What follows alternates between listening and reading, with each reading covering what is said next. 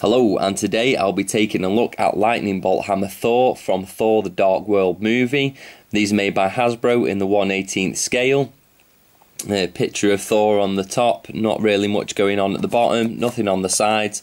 On the back, a little bit of a dio, shows you who else you can get. You can get Loki and Marvel's Curse, and then just a picture of the figure itself. These are going quite cheap now, probably about £4. Soon they might go even cheaper, so I thought I'd get one of these and see if it's worth the cash. So here he is, fresh out of the packaging. Before we get onto the figure itself, let's take a look at his accessory. Obviously this is the Lightning Bolt Hammer Thor, so it's a translucent rubber that they've got on with a little bit of paintwork on the top, and then obviously you can see the translucent bit through it. It does look quite nice. The handle's just painted all black. It's sculpted quite well. Probably could have done with a few more bits of paint detail around here. It does look okay. Doesn't look amazing, but still, that's not too bad for Thor. So if we get onto the figure itself, if we start with sculpt work, the sculpt of the helmet seems to be nice. The hair seems to be a little bit sloppy and blobby. The cape looks very nice indeed. Happy with the way that looks. It's actually a bit more of a brighter red if I turn the light off. Still not showing up quite as well, but it is a bright red. It's not this pink colour that seems to be showing up on the camera.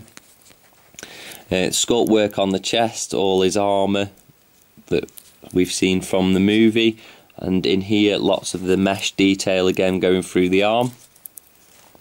Nice sculpt work on the gauntlets.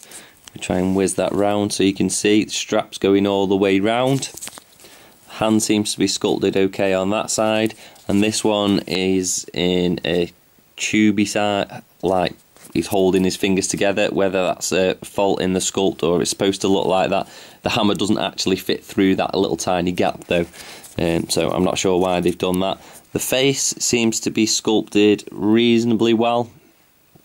We'll get onto paint in a minute.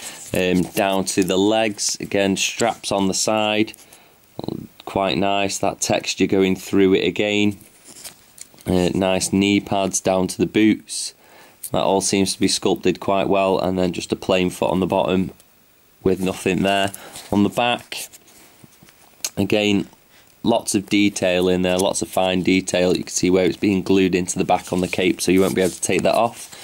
If we go on to paintwork, the helmet, what has it been moulded? What colour has this been moulded in? It has been moulded in the grey plastic, the same as the helmet, so there isn't actually any paint on that. The hair has been painted one colour, but you can see they've actually gone over the helmet again and painted it, and it's gone onto the hair, but then the hair's been painted, no highlights or wash put into that, which is a shame. No wash or in the cape itself. The paint on these gold bits seems to have been done quite neatly. The face is very blobby, splotchy and quite unneat going all the way round, which is a shame because it is quite a nice sculpt, but the paint just lets it down, unfortunately. I might have to stick a different head on this figure if I can actually get it off, because that ball peg is pretty tough. The neck's painted well, down to the armour, just a little bit sloppy going throughout all this.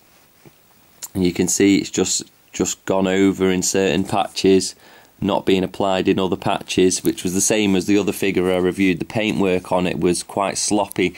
The sculpt though, like, could be a nice figure if it had been painted properly, so you might have to go through and repaint it again. I'm going to be painting a Loki soon anyway, so I'll probably have enough gold to go over and do all these bits anyway.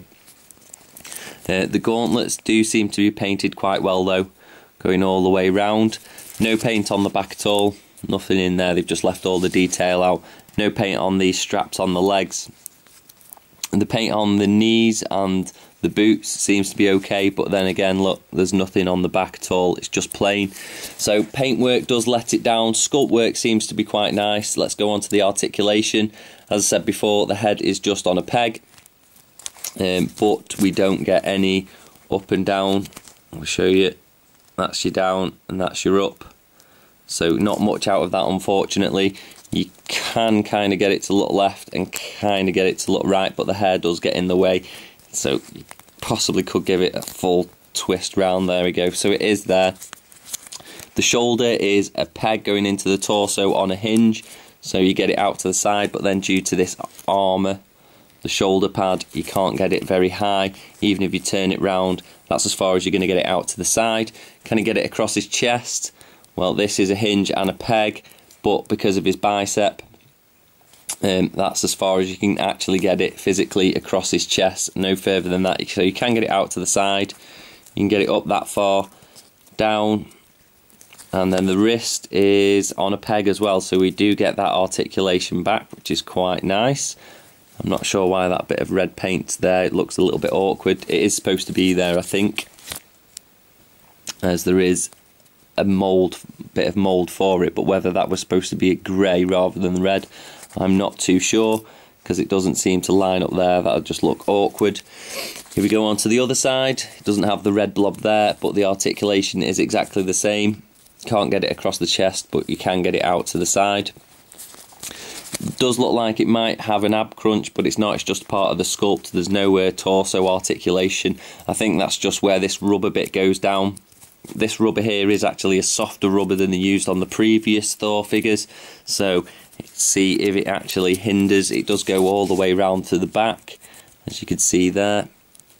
It's nice and soft. The leg is on a peg, and then a hinge, and then a peg that goes into the top of the leg, and it does go all the way out to the side, so good range of motion there, not impeded by the skirt. Let's just try and get that ball to go back round. So I'm back. That's great range of motion there.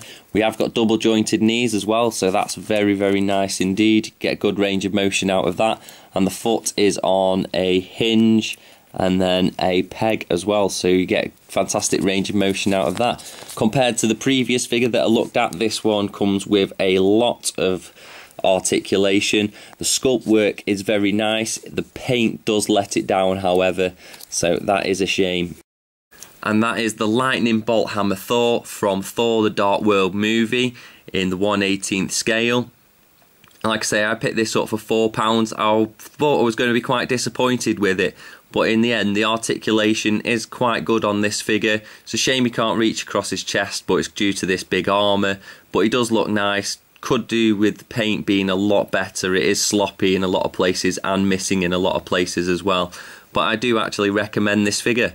Thanks for watching. Don't forget to like, comment and subscribe, and I'll see you next time for more Rawpain reviews.